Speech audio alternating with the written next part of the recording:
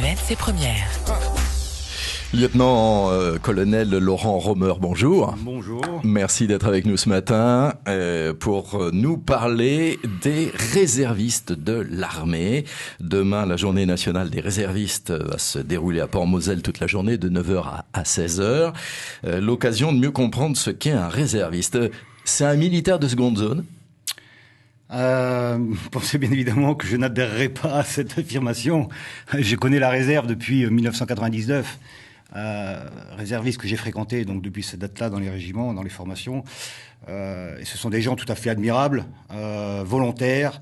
Et je mets au défi toute personne. Si je mets un réserviste à côté de moi, je mets au défi toute personne de faire la différence entre le militaire d'active et le militaire de réserve. Si ce n'est que le réserviste va être moins longtemps, bien sûr, dans cette fonction.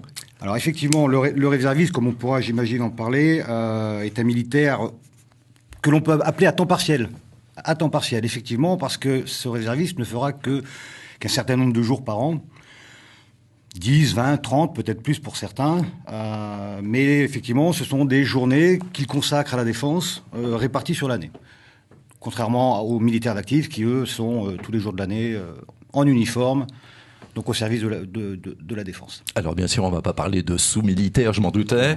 Cela dit, tout le monde maintenant le sait bien, tout le monde court après les budgets et l'armée n'a plus beaucoup de sous. C'est une façon quand même pour vous de bénéficier des compétences civiles à moindre coût, non ? Complètement. La réserve a vocation à renforcer les capacités des forces armées, tout à fait. Elle renforce donc les capacités des forces armées et cette réserve a vocation à assurer la continuité des forces armées au moment de pics d'activité en particulier, lors de situations post-cycloniques, sur des missions bien particulières. Et effectivement, on fait appel à cette ressource disponible, volontaire, pour justement nous aider à remplir l'ensemble de nos missions. Le lieutenant-colonel Laurent Romer, en charge de la réserve de Nouvelle-Calédonie, notre invité ce matin avec, comme tous les matins, vos questions si vous le souhaitez. Le 258 est à votre disposition. Alors on parle de cette autre façon d'être militaire. Combien y a-t-il de réservistes en Nouvelle-Calédonie ? En Nouvelle-Calédonie, ils sont près de 400. Donc c'est un chiffre, c'est un excellent chiffre. Ça correspond à un peu plus de 70% des postes offerts dans la réserve. 73% exactement de postes réalisés. Donc c'est tout à fait satisfaisant. C'est-à-dire qu'il vous manque, en gros, vous avez quoi, 150 oui, postes disponibles? Voilà, environ 150 postes disponibles. Alors dans des spécialités bien particulières, bien évidemment, tout le monde ne pourra pas prétendre à être recruté et à armer l'un de ces postes. Il faudra après regarder dans le détail selon le profil des intéressés. Mais en gros, oui. Qu'est-ce que vous recherchez en gros? Les réservistes, on offre aux réservistes des postes, je dirais, dans tous les domaines, dans toutes les spécialités, qu'ils soient mécaniciens, cuisiniers, secrétaires, qu'ils soient à l'encadrement, à la formation. Vraiment, c'est un éventail extrêmement large, que ce soit dans l'armée de terre, dans l'armée de l'air, comme dans la marine, qui recrute également des réservistes, mais également la gendarmerie aussi, qui est un fort pourvoyeur, le service de santé également. Donc, vous voyez, c'est un éventail complet des métiers de la défense qu'on offre à un réserviste. Alors, je crois savoir que sur le territoire national, on peut aussi être réserviste dans l'armement. C'est pas le cas ici? Non. Effectivement, c'est une possibilité qui est offerte en métropole. À ma connaissance, il n'y en a pas en Nouvelle-Calédonie. Et donc, pour revenir sur le chiffre, effectivement, de 400, chiffre que j'estime satisfaisant, mais qu'il faut entretenir. Et d'où ces fameuses JNR, Journée nationale de la réserve, justement, qui vont participer à susciter la curiosité des jeunes, qui va permettre de réaliser concrètement des engagements au titre de la réserve. Mais après, derrière, au-delà de ces journées, bien évidemment, il y a tout un travail de renouvellement du vivier qui est intéressant. Alors, est-ce que, vous l'avez évoqué très vite, est-ce que certains de nos réservistes ici sont partis au Vanuatu? Alors, certains réservistes ont été identifiés pour leurs compétences linguistiques. De ce fait, ils sont effectivement particulièrement intéressants, je dirais, pour les FANC, de participer aux opérations de secours à la population qui sont en train de se dérouler. Mais a priori, toujours pas utilisés. Alors, à ma connaissance, ils sont, bon, le volume, je le connais pas exactement, mais à ma connaissance, il y en a au Vanuatu actuellement, un réserviste qui, pour ses compétences linguistiques, participe aux opérations. Alors, j'ai vu aussi un petit 17% de femmes réservistes. Oui. C'est pas beaucoup, ça. Alors écoutez, c'est 83% d'hommes, 17% de femmes. Beaucoup, pas beaucoup, je sais pas. En tous les cas, elles sont bien présentes, elles sont volontaires, elles ont également d'énormes qualités. Bon, s'il y a plus de femmes volontaires, tant mieux. Pourquoi pas. En tout état de cause, lors de nos déplacements sur les Bourail, voilà, vous êtes passé dans 4 lycées. On est passé dans 4 lycées et j'ai vu énormément de filles manifester un intérêt particulier pour la réserve. Donc elles le sont 17% aujourd'hui, mais j'imagine, et par rapport à ce que j'ai vu dans les établissements scolaires, on peut imaginer que ce chiffre sera bien plus important dans l'avenir. Est-ce qu'on peut être appelé à donner sa vie en étant réserviste ? Oui. Oui, les réservistes, comme je le disais tout à l'heure, renforcent les capacités des forces armées. Ils permettent la continuité de la mission des forces armées et ils peuvent être engagés, comme c'est le cas en métropole ou à un degré moindre ici en Nouvelle-Calédonie, dans le cadre du plan Vigipirate, le plan Sentinelle. Et donc, on n'est pas à l'abri que, par malheur, il y ait un accident regrettable. Il y a des réservistes, par exemple, en métropole, qui surveillent les gares, surveillent... Oui, tout à fait. Depuis la mise en place du plan Vigipirate, les réservistes contribuent justement à ce pic d'activité. Je parlais de pic d'activité. Ça va s'inscrire dans la durée. Et encore une fois, on a besoin de la réserve pour remplir, c'est très lourd, je crois, pour l'armée française. L'ensemble de nos missions, effectivement. Ça nécessite un engagement considérable de personnel. Une mission sans la réserve, c'est une mission qui est difficile d'assurer parce que ça nécessite un taux de relève important. Donc c'est très consommateur en personnel. Quelles sont, de façon plus générale, lieutenant-colonel Laurent Romer, les obligations des réservistes ? Est-ce que, par exemple, tous les réservistes apprennent-ils à tirer ? Alors, non. Tous les réservistes n'apprennent pas, ne sont pas formés à l'emploi et à l'usage des armes, pour la simple et bonne raison que la réserve militaire est constituée de 2 types de réserves. Voilà. Ce que j'aimerais qu'on ce qu'on appelle la réserve opérationnelle et la réserve citoyenne. Autant les hommes et les jeunes filles qui rejoignent la réserve opérationnelle sont amenés à être formés à l'emploi des armes au cours d'une formation initiale. Autant la réserve citoyenne, elle, n'y sera pas amenée. La réserve citoyenne, elle, est constituée de chefs d'entreprise, de médecins, de chefs d'établissement, d'avocats, d'informaticiens, qui font, parce qu'ils sont intéressés par les questions de défense, qui font une démarche et qui établissent un contrat moral, si vous voulez, avec l'autorité militaire et qui se mettent à disposition également de l'autorité militaire. C'est un système gagnant-gagnant, là encore, puisque le réserviste citoyen est pour nous un vecteur de communication dans son milieu socio-professionnel. Et inversement, il peut nous apporter, parce qu'il a des compétences particulières dans un domaine informatique, parce qu'il est juriste, historien, réalise des conférences à notre profit. Quand on est réserviste, alors ce sont des gens que l'on invite dans nos installations, qui participent à des cérémonies, qui participent à des visites, etc. À des formations pour vos hommes, etc. Quand ils travaillent, ils sont payés? Alors, le réserviste citoyen, non. Le réserviste citoyen n'est pas rémunéré. Il n'y a de la même manière qu'il n'y a pas de durée. Le réserviste citoyen, on peut faire appel à lui une fois dans l'année, 2 fois, 3 fois, vraiment en fonction des besoins. Je fais appel à eux mercredi dans le cadre de la Journée nationale de la réserve. Effectivement, sur le port Moselle, les réservistes citoyens seront présents, seront représentés et justement pourront expliquer à nos visiteurs ce qu'ils ont recherché dans la réserve citoyenne, ce qu'ils ont, ce qu'ils apprécient.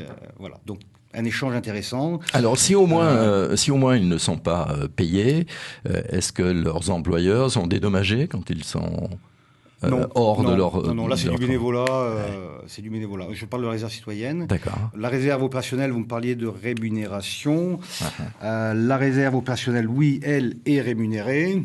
Elle est rémunérée selon le grade du réserviste, puisque le réserviste opérationnel peut être recruté comme soldat. Mais dans la durée de sa carrière de réserviste, il peut être amené à progresser et à être sous-officier, voire officier. Donc, tout un vrai parcours professionnel dans la réserve opérationnelle. 258, comme tous les matins, pour poser également des questions ou faire part de vos commentaires à mon invité, le lieutenant-colonel Laurent Romer, en charge de la réserve en Nouvelle-Calédonie. Cette année, vous avez fait précéder, vous le disiez, cette journée de demain de plusieurs journées d'information dans des lycées au nord et dans les îles. Comment êtes-vous perçu par les lycéens calédoniens ? Alors effectivement, cette année, la journée nationale de la réserve a pris une dimension particulière par rapport à l'année précédente, si je me réfère à 2013. 2013, où nous avions réalisé une journée, effectivement, pour la journée de la réserve, mais tout en restant dans nos emprises militaires. Bon, il s'est avéré qu'effectivement, le choix n'avait pas été judicieux et... Cette année... Pas beaucoup de monde, donc...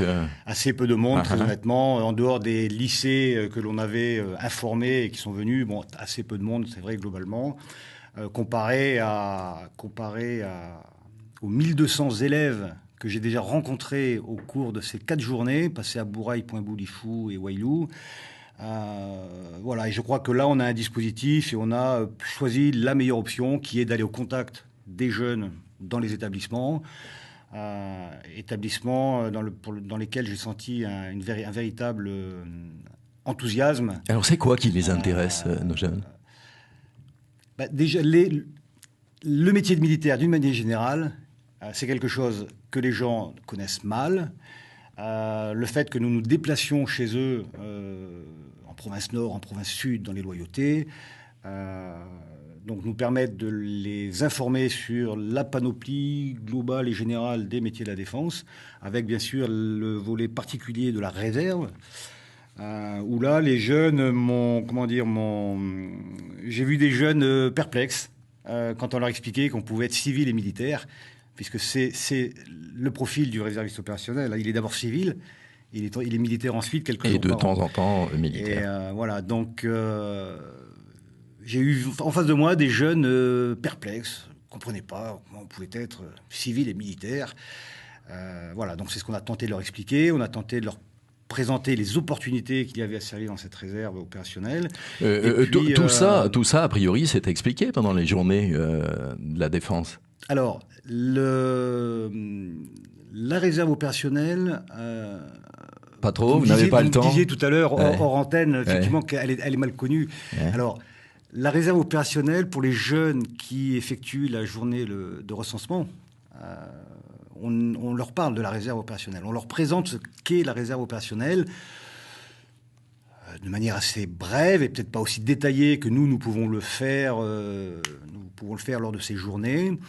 Donc ces gens-là connaissent. Ne connaissent pas les gens forcément qui n'ont pas été encore recensés, donc les plus jeunes, et les plus anciens qui ont peut-être déjà oublié qu'ils étaient passés en recensement et qu'on leur avait parlé de la réserve opérationnelle. Alors, la France cherche à développer, on le sait, après ce qui s'est passé en métropole, cherche à développer l'esprit civique. Au Canada, qu'on aime beaucoup, chez nous, ici en Calédonie, les militaires forment des cadets canadiens à partir dès 12 ans, de 12 à 18 ans. C'est pas une idée à creuser pour le militaire que vous êtes? Ça me paraît jeune, je sais pas. 12 ans, c'est extrêmement jeune. Ils ont toujours fait ça. Les Rangers aussi. Ouais. Bon. Alors après... C'est un genre de scoutisme. On aime à l'appeler comme ça. Un genre de scoutisme après, un peu militarisé. Non, je vous avoue que je suis perplexe. Je vois, enfin, j'imagine difficilement que l'on puisse nous réaliser ce genre de choses.